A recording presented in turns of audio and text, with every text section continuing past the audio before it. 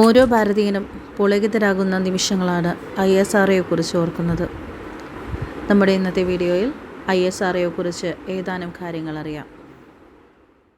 1969 August 15 ISRO എന്നറിയപ്പെടുന്ന ഇന്ത്യയുടെ ദേശീയ ബഹിരാകാശ ഗവേഷണ സ്ഥാപനം നിലവിൽ വന്നത്. ബാംഗ്ലൂർ കേന്ദ്രീകരിച്ചാണ് ഈ സ്ഥാപനം പ്രവർത്തിക്കുന്നത്.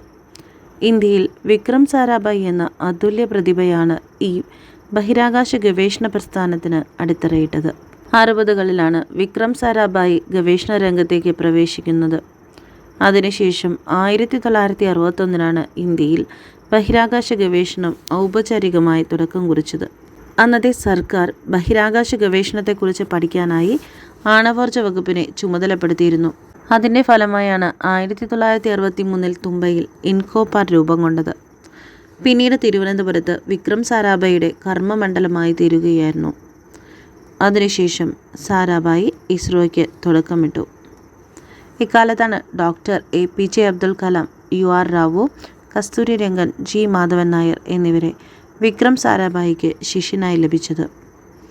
ഈ കൂട്ടായ്മയിൽ ഇസ്രോ ഉന്നതങ്ങളിലെത്തുകയും ഇന്ത്യയെ ഒരു ബഹിരാകാശ ഗവേഷണ ശക്തിയായി ഉയർത്തുകയും ചെയ്തു. 2012 സെപ്റ്റംബർ 9 ഇസ്രോയുടെ 100ാമത്തെ ദൗത്യമായ PSLV-C-21 ശ്രീഹരിക്കോട്ടയിലെ സതീഷ് ധവാൻ ബഹിരാകാശ കേന്ദ്രത്തിൽ നിന്ന് വിക്ഷേപിച്ചത്. SLV-3 ആണ് ഇന്ത്യയുടെ തദ്ദേശീയമായി നിർമ്മിച്ചിട്ടുള്ള ആദ്യത്തെ ഉപഗ്രഹ വിക്ഷേപ വാഹിനി. ഡോക്ടർ APJ അബ്ദുൽ കലാമായിരുന്നു ഈ പ്രൊജക്റ്റിൻ്റെ നേതാവ്. 1980 ഇസ്രോ SLV-3 വിജയകരമായി വിക്ഷേപിച്ചത്. കഴിഞ്ഞ 40 വർഷത്തെ ഇസ്രോയുടെ മൂലധന ചിലവ് എടുക്കുകയാണെങ്കിൽ നാസയുടെ ഒരു വർഷത്തെ ബജറ്റിൻ്റെ നേർപകുതിയാണ്. ഭുവൻ എന്ന വെബ് ബേസ് ചെയ്തിട്ടുള്ള 3D സാറ്റലൈറ്റിന് ഇസ്രോ രൂപം കൊടുത്തിട്ടുണ്ട്. ഈ സാറ്റലൈറ്റാണ് ഭൗമോപരിതലത്തിൻ്റെ ത്രിമാന ചിത്രങ്ങൾ സാധ്യമാക്കുന്നത്. ഇന്ത്യയിലുടനീളമായി 13 കേന്ദ്രങ്ങളാണ് ഇസ്രോയ്ക്കുള്ളത്. കഴിഞ്ഞ വർഷം 14 ബില്യൺ ലാഭമായിരുന്നു ഇന്ത്യയുടെ ഈ ഒരു ദേശീയ ബഹിരാകാശ ഗവേഷണ സ്ഥാപനം കൊയ്തത്. ചന്ദ്രയാനായിരുന്നു ഇസ്രോയുടെ ആദ്യത്തെ ലൂണാർ മിഷൻ. 390 കോടിയായിരുന്നു ഇതിനുണ്ടായ ചിലവ്. 2008-9 ചന്ദ്രയാനെ ഭ്രമണപഥത്തിലെത്തിച്ചത്. ചന്ദ്രനിൽ ജലാംശമുണ്ടെന്നുള്ള തെളിവും നൽകിയത് ചന്ദ്രയാനായിരുന്നു. ഇസ്രോ വികസിപ്പിക്കുന്ന ബഹിരാകാശ വാഹനങ്ങൾ, മറ്റ് സാങ്കേതികതകൾ എന്നിവ സംബന്ധിച്ചുള്ള വാണിജ്യപരമായ നടപടികൾ കൈക്കൊള്ളുന്നത് ആൻട്രിക്സ് ആണ്. രത്തൻ ടാറ്റ, ജംഷിദ് ഗോദ്രേജ് എന്നിവരാണ് ആൻട്രിക്സിൻ്റെ ബോർഡ് ഡയറക്ടർമാർ.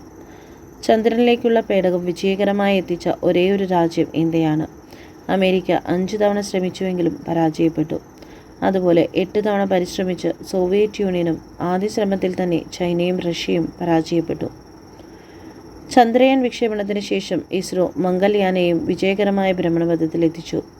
ശാസ്ത്ര സാങ്കേതിക രംഗത്ത് ഏറ്റവും കൂടുതൽ ബാച്ചിലർമാരുള്ളതും ഇസ്രോയിലാണ്. ശാസ്ത്രമേഖലയ്ക്ക് ജീവിതം ഹോമിച്ച ശാസ്ത്രജ്ഞന്മാരാണ് മിക്കവരും. ഉപഗ്രഹങ്ങൾ നിർമ്മിക്കുകയും വിക്ഷേപിക്കുകയും ചെയ്യുന്നതിൽ പ്രാഗൽഭ്യം കാണിച്ചിട്ടുള്ള ലോകത്തിലെ 6ാമത്തെ സ്പേസ് ഏജൻസിയാണ് ഇസ്രോ. ഇന്ന് മിക്ക രാജ്യങ്ങളിലും അമേരിക്കയുടെ ഗതാഗത സംവിധാനത്തെ ആശ്രയിക്കുമ്പോൾ ഇന്ത്യക്ക് അഭിമാനിക്കാനായി സ്വന്തമായൊരു GPS സിസ്റ്റത്തിന് ഇസ്രോ തുടക്കമിട്ടു. ഇതുവരെ തുടർച്ചയായ 23 വിജയകരമായ PSLV വിക്ഷേപങ്ങളാണ് ഇസ്രോ നടത്തിയിട്ടുള്ളത്. ഇന്ത്യയുടെ 65 ഉപഗ്രഹങ്ങൾക്ക് പുറമെ 29 വിദേശ ഉപഗ്രഹങ്ങളും ഇസ്രോ ഭ്രമണപഥത്തിൽ എത്തിച്ചിട്ടുണ്ട്. ഇസ്രോയ്ക്ക് സുപാർക്കോ എന്ന മുതിർന്ന സഹോദരൻ കൂടിയുണ്ട്. 1969 ഇസ്രോ സ്ഥാപിതമാകുന്നതിന് മുമ്പ് 1961 പാകിസ്ഥാൻ സുപാർക്കോയ്ക്ക് തുടക്കം കുറിച്ചു. മൊത്തത്തിൽ 77 ഉപഗ്രഹങ്ങളാണ് ഇസ്രോ വിക്ഷേപിച്ചിട്ടുള്ളത്. ആ സ്ഥാനത്ത് സുപാർക്കോയ്ക്ക് 2 മാത്രമേ വിക്ഷേപിക്കാൻ കഴിഞ്ഞിട്ടുള്ളൂ. അതും വിദേശ രാജ്യങ്ങളുടെ സഹായത്തോടു കൂടി മാത്രം. 1981 ആപ്പിൾ സാറ്റലൈറ്റിനെ കാളവണ്ടി ഉപയോഗിച്ചാണ് നിർമ്മാണ സ്ഥലത്ത് നിന്നും വഹിച്ചു കൊണ്ടുപോയിരുന്നത്. അവിടെ നിന്നുമുള്ള കുതിച്ചേറ്റമാണ് ഇസ്രോ നടത്തിയിരിക്കുന്നത്. ഇന്ന് നാസയോളം വലുതായിരിക്കുന്നു നമ്മുടെ ഇന്ത്യയുടെ ഇസ്രോ. അവസാനത്തെ ഉപഗ്രഹവും ഭ്രമണപഥത്തിലാണ്. ഇന്ത്യ ഇനി സ്വയം വഴികാട്ടിയാകും.